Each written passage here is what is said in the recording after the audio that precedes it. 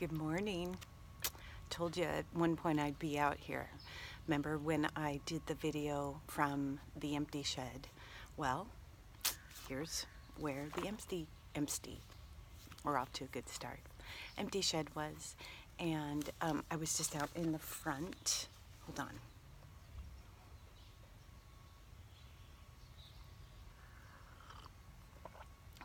I was out in the front watering because it's supposed to be really hot today.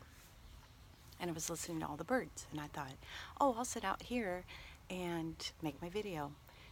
It's all wet. So then I thought, well, now's as good a time as any. Show you all the trenches, all the rebar. Hopefully this thing, you can hear the neighbor drying their hair. If I can hear them, they can hear me. Same goes for if I can see them, they can see me. So anyway, happy Thursday. Early morning coffee talk from the job site. We are blessed. So I've been working on doing my Insta stories, trying to just come on with educational or encouraging or creative, not so random, but sometimes I just can't help it. And I'm doing these YouTube videos. I'm adding things to my blog. I'm just trying out new things to see what is the best way to reach you or for you to get to know me. So just going to keep on with that. I've been talking so much about Daily 5, and I've been taking notes on learning about 5. I didn't know there was even a whole thing about 5, finding your 5. Apparently, John Maxwell, back in 2009 or 2010, did, I don't know if he wrote a book or a study, but I've been doing this Bible study, and I've been watching these sermons from a church in Birmingham, North Carolina? Birmingham, Alabama, sorry. And it's talking about your 5 and finding your 5. And in order for me to encourage you to find your 5, I need to learn how to teach how to find your 5, because I just kind of developed my 5. I didn't even know 5 was a thing, but I guess it is. So I'm going to read you some of my notes about finding your 5. And for me, it's just the 5 things I know that I need to do each day, not all day, just to get keep my day in alignment. Eat well, sleep. I haven't been sleeping well. Can you tell?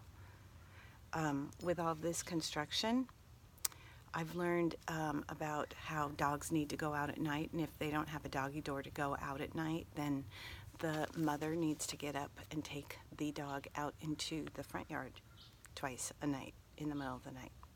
And so it's like having a newborn again. But now our dog is so old, he's got to go out or he'll just whittle on the carpet. Well, we don't have carpet, but we have rugs. Anyway, I've been getting up at twice a night so that John can sleep, because he is tired too. So anyway, trying to work on my sleep. Interesting fact quickly, the article that I posted that Corey sent me on introverts and extroverts talks about naps and kind of, sorry, there's a spider. Kind of talks about the importance or why introverts take naps, and I'm a napper. I'm an everyday napper. And so that was reaffirming to me that I'm not just lazy. That's part of the article too, because I never looked at myself as lazy. I'm not lazy at all, but I do need a nap and some coffee. By the way, I have 3 cups to send out. So when I post this, I'm going to post the winners in the comments or in the information, because the first winner, after 2 or 3 weeks, she never said, "Oh, me." So I'm going to put 3 names down. I'm going to send out 3 cups. I got to go to storage to get them out. I don't know what they're going to be. How about it's just a blind? They're all wrapped up. So I'm just going to grab one, put it in a box, and send it to you. But you have to make sure to send me your mailing address to my email at homegrown1@att.net. Okay, so finding your 5. This is a little technical. It kind of confused me, but here are the 5. Finding your 5 should reflect your relationship. Here's the good notes. Hell works overtime to wreck our relationships with people in our life. That's hard. That's bad. So you have to know that, and you have to have your warrior boots on. Number 2, finding your 5, it needs to reflect your values. So if you don't know what your values are, they give a really good example of, pretend it's your 80th birthday and you're there and everyone's going to say something about you. What would you want people to say? And those would be your values. Number 3, reflect your calling. This is huge, right? It's got to be in alignment with what you do, what you love, what your desires are, what your gifts and your talents are, what God created you to do. You have a calling. We all have a calling, and that makes a difference. So you need to have your 5 reflect that. Number 4 reflects your growth. You need to be challenged. You need to be challenged. We all need to grow, and we all need dreams. And the important part of that, which I was really excited that he said, is you need to write them down. I guess you could put them in your notes in your phone, or you could put them on your computer, but I think the part of taking a pen or a pencil and actually writing it down on paper makes a difference. It does for me. And number 5, it reflects your faith. Duh, right?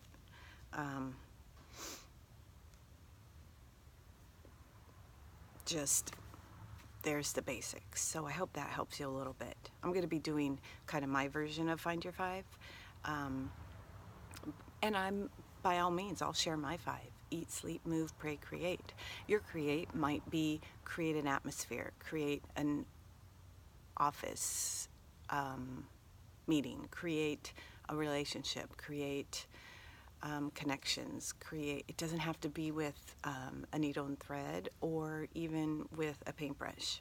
Create doesn't mean artistically create something all the time. For me, it does. That's my gift. So I'm creating, but at the same time, I'm also creating connections with people via internet, creating classes to encourage other, but the more I'm realizing, as much as it's about creating a project with fabric or paint, whatever, it's about creating community and gathering a bunch of people together to create more than just a project. So I'm having a good time just paying attention to what my 5 is becoming. So anyway, that's my little inspirational blah, blah, blah for the day. The crew should be here soon. I need to go and get myself moving. And so I hope you have a great week. 2 weeks until 4th of July. Actually, 2 weeks from now, 4th of July was yesterday, which also means we're halfway to Christmas, friends. Just the facts. So, have a great day. I'm going to put 3 names below. Have a blessed day. I know people say that, and it's really, someone told me that. It's sweet. I just don't say it like that. But it's nice. So, I'll see you later. See you next week. Let's think about that. Next week I'll be on my way to Waco, so maybe I'll do this from the airport. That's probably what I'll do. So, see you from Orange County Airport next Thursday. See you later.